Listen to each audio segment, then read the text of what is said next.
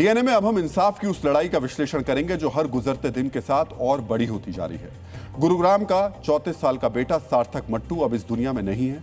एक सड़क हादसे ने उसके परिवार की पूरी दुनिया उजाड़ दी, लेकिन अब उसके माता पिता सिर्फ अपने बेटे का शोक नहीं मना रहे, बल्कि इंसाफ की लड़ाई भी लड़ रहे हैं। उनका आरोप है कि जांच में देरी हुई, कई सवालों के जवाब अब तक नहीं मिले और सच अभी सामने आना बाकी है। इसीलिए जी न्यूज इस परिवार की आवाज को देश की आवाज बना रहा है। हमारी मुहिम सार्थक के साथ साथ हर उस परिवार के लिए है जो अपने बच्चे को खोने के बाद भी न्याय के लिए दर दर भटकने को मजबूर है।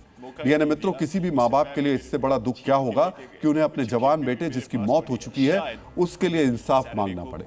सार्थक के पिता सुरेंद्र मट्टू ने जी न्यूज से बातचीत में कहा, अगर जरूरत पड़ी तो वो अपना घर तक बेच देंगे, लेकिन बेटे के लिए न्याय की लड़ाई नहीं छोड़ेंगे। अब तो देखिए ना, अकेला छोड़ के चला गया जस्ट बिकॉज वो टू ड्रंकर्स शराबी गाड़ी चला रहे थे। 50 घंटे लगे पुलिस को उनको पकड़ने में, उनका ब्लड सैंपल ड्रॉ करने में, और उनको छोड़ दिया। आज की डेट में वो घूम रहे हैं और मेरा बेटा नहीं है। किससे पुकार लगाऊं, किसको बोलूं, कहां जाऊं मैं? पर मैंने ये तय किया है, अपनी बेटे के लिए मुझे अपनी जान, ये घर बेचना पड़े, मुझे वाइफ के जेवर बेचने पड़े, हम मंदिर में जाके रहेंगे, मुझे अपने बेटे के लिए इंसाफ चाहिए और उसके लिए मुझे कुछ भी करना पड़े, कुछ भी करना पड़े।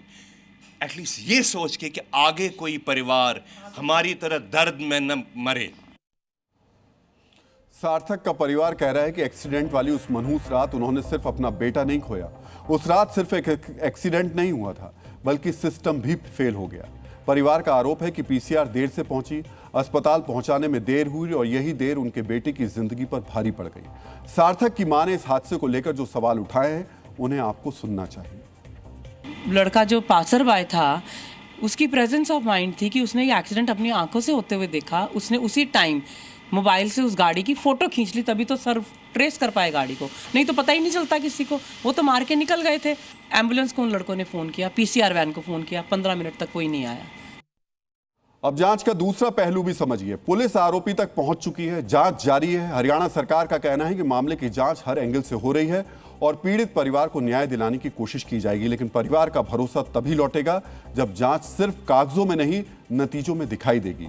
ग्राउंड पर असल में हो क्या रहा है, ये देखिए। गुरुग्राम को दिल्ली से जोड़ने वाला यही वो राजौरी फ्लाईओवर है जिस पर 25 जून की सुबह सार्थक मट्टू अपनी बाइक पर सवार होकर नोएडा की तरफ जा रहा था। दरअसल इवेंट मैनेजमेंट कंपनी में काम करने वाला 33 साल का सार्थक मट्टू एक इवेंट को लीड कर रहा था, इसीलिए सुबह सुबह वो अपनी बाइक पर सवार होकर यहाँ से गुजर रहा था।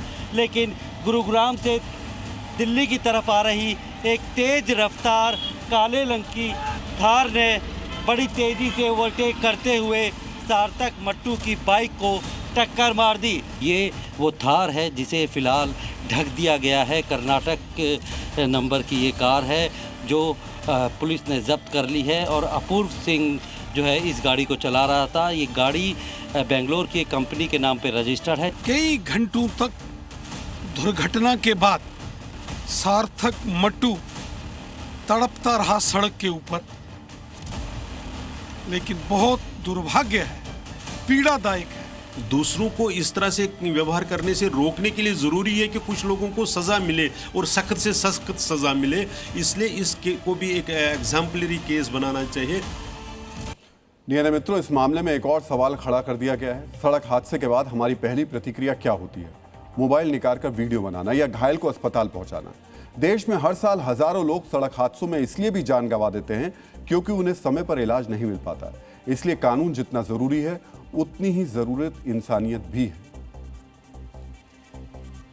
लेकिन अफसोस की बात यह है कि अभी इसमें कुछ राजनीति वाला एजेंडा होता, कुछ मसाला होता, कुछ एक दूसरे के खिलाफ आरोप प्रत्यारोप होते तो देखिए क्या नैरेटिव बनता। लोग सड़कों पर उतर जाते, कहीं कुछ राजनीतिक मसाला मिल रहा होता। लेकिन एक पिता अपने बेटे की मौत के बाद का इंसाफ मांग रहा है, कई घंटों से मांग रहा है, अकेले खड़े होकर के मांग रहा है, रो रहा है, गिड़गिड़ा रहा है। उंगलियां नहीं चल पा रही है लोगों की सोशल मीडिया पर। एक दूसरे को अपशब्द कहने की, गालियां देने की, अभी हो सकता है थोड़ी देर बाद कुछ हमारे खिलाफ भी लिखी दे, उस सब के लिए चल जाती हैं उंगलियां। तख्तियां लेकर के निकल जाते हैं, मोमबत्तियां लेकर के निकल जाते हैं। इस पिता के साथ नहीं खड़े हो पाते। एजेंडा नहीं है। मेरे पास पड़ी है, शायद लगता है कि अरे इस पे करेंगे तो कोई वो वाला माइलेज नहीं मिल पाएगा ना, उसमें शायद वो मेरे साथ इसलिए वो व्यक्ति अकेला लड़ा है। लेकिन उस व्यक्ति के साथ जी न्यूज़ है, हम लगातार खड़े रहेंगे जब तक इस माता पिता को इंसाफ नहीं मिलेगा। जी न्यूज़ इनके साथ खड़ा रहेगा, पुलिस से सवाल पूछता रहेगा, आखिर आप उस आरोपी को क्यों बचा रहे हैं, अब तक ठोस कार्रवाई क्यों नहीं की जा रही है, उसका नाम सार्वजनिक क्यों नहीं किया जा रहा है। कब तक इस देश में होता रहेगा कि बड़े घर के लोग इस तरीके से सड़क पर चलते आम आदमी को मारेंगे और बचते रहेंगे।